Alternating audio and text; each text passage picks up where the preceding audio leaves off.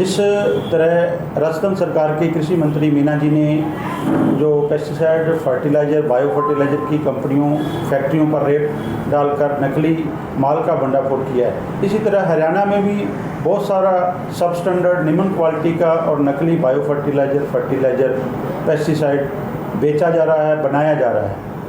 उसकी एक ताज़ा जो उदाहरण है, जो हमारी प्राथमिक कृषि सहकारी समितियां हैं, जो जिसके ऊपर किसान सबसे ज़्यादा विश्वास करता है, सबसे ज़्यादा जुड़ा हुआ है, उनके ऊपर भी जो है इन नकली माल वालों की जो नज़र है उसके माध्यम से भी नकली माल बेचा जा रहा है। ऐसा एक मामला सामने आया है। हमारे किसानों ने जब हमारे को शिकायत करी भी NPK 22/11 जो बेचा जा रहा है, हमें वो गलत लग रहा है, तो हमने फिर अपने निजी तौर पे उस जो PPL कंपनी है, forensic plants life server private limited company है, यूपी की है, नोएडा में दफ्तर है, मैन्युफैक्चरिंग मेरठ की है, उसका जो 22/11 NPK मोनो NPK 22/11 लिख रखा है, ये जमुनानगर, रेवाड़ी, फतेहाबाद सहित कई ज़िलों में लगभग 2,40,000 से 2.5 लाख जो 50 किलो के गट्टे बेचे गए हैं, सोसाइटियों पर भेजे गए हैं।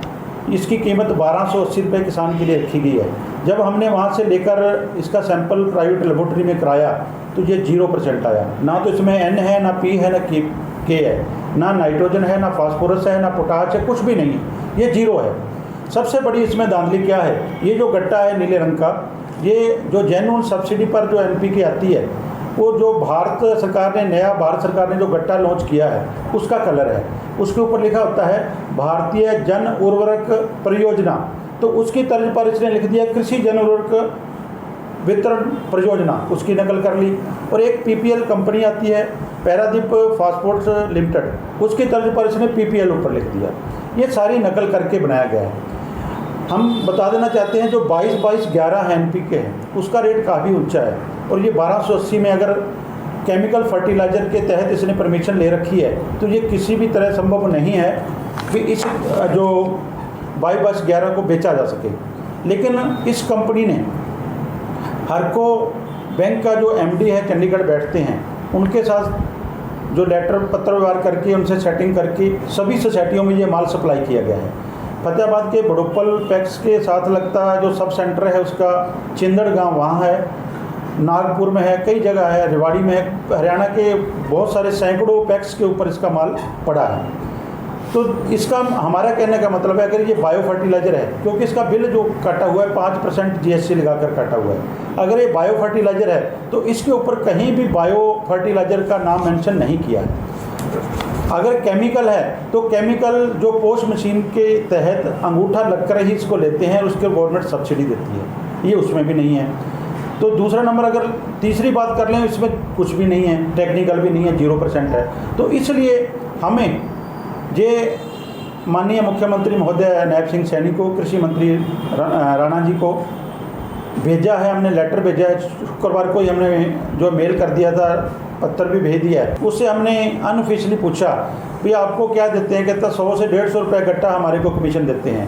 1280 रुपये इस पर MRP है, 1280 का किसान को भेजा जाता है, 1180 की बिलिंग है, और 100 से 150 रुपये पैक्स के जो बेचने वाले सेल्समैन को लालच दिया जाता है। तो ये सारे का सारा खेल है। जो अभी जगदीप राड़ जो MD बाइकोल के केस में अंदर रह के आया, अभी जमानत 3-4 दिन पहले आया, वो भी सेम प्रकरण था, उस समय भी लूटा गया था सरकार सहकारी आधारों के माध्यम से। अब भी हमारा विश्वास प्राइवेट से ज़्यादा सहकारी आधारों पर किसान करता है।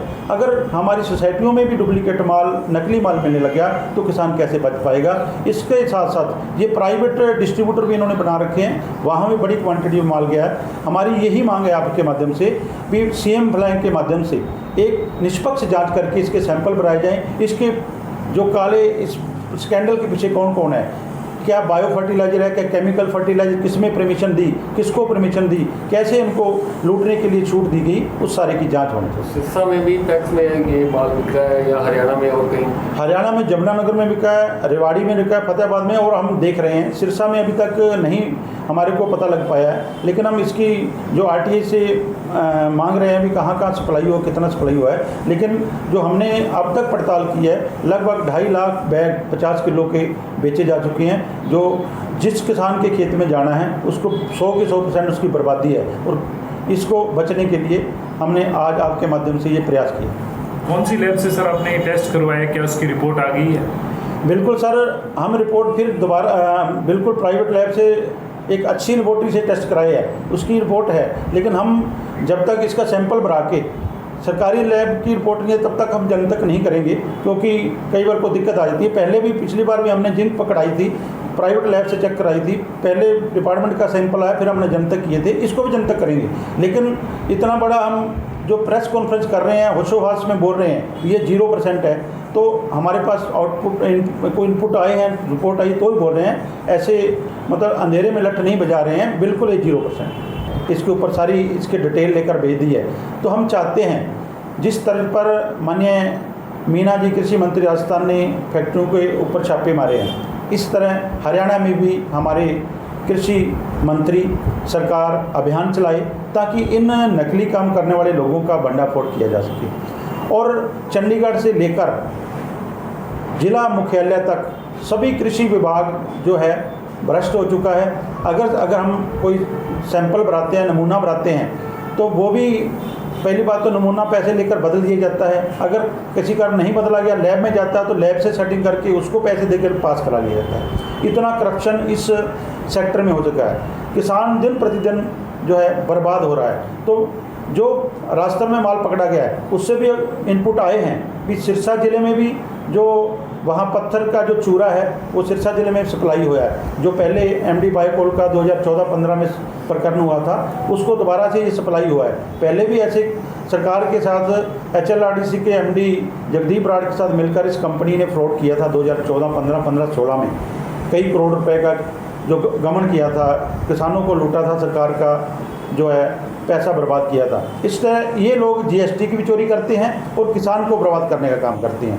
तो उनके ऊपर नकेल लगानी बहुत ज़रूरी है। इसी तरह इंदिरा मार्केट दिल्ली के जो व्यापारी हैं, उनकी बहुत सारे व्यापारियों की फैक्ट्री हरियाणा में है, ऐसे प्रोडक्ट बना रहे हैं जो कई सालों से बैन हो चुके हैं, जिसमें DDVP, फोरेट, फास्फोमिडोन, बहुत सारे ऐसे प्रोडक्ट हैं जो बनाए जा रहे हैं। लेकिन जो हमारा कृषि विभाग है वो इतना माया मोह में मोहित हो गया है, आंखें बंद करके उनको छूट दे रहा है किसानों को लूटने के लिए। तो आपके चैनल के माध्यम से हमारी यही विनती है माननीय मुख्यमंत्री हरियाणा सरकार को, कृषि मंत्री को भी, आप आगे आकर इन लुटेरों का, इन चोरों का, इन ग्रोह का पर्दाफाश करें, क्योंकि ये परमिशन लेते हैं आपसे, परमिशन के तहत बिल से माल बेचते हैं, लेकिन बिल से माल बेचने के बाद बिल से किसान की फसल नहीं होगी। किसान की फसल तो होगी अगर क्वालिटी सही है। तो जिस तरह नशे के ऊपर बुलडोजर चलाया जा रहा है, नशे वालों के मकान तोड़े जा रहे हैं, नशे से तो एक बच्चा जाता तो एक बच्चा गया है, इससे पूरे का पूरा परिवार बर्बाद होता है। इसलिए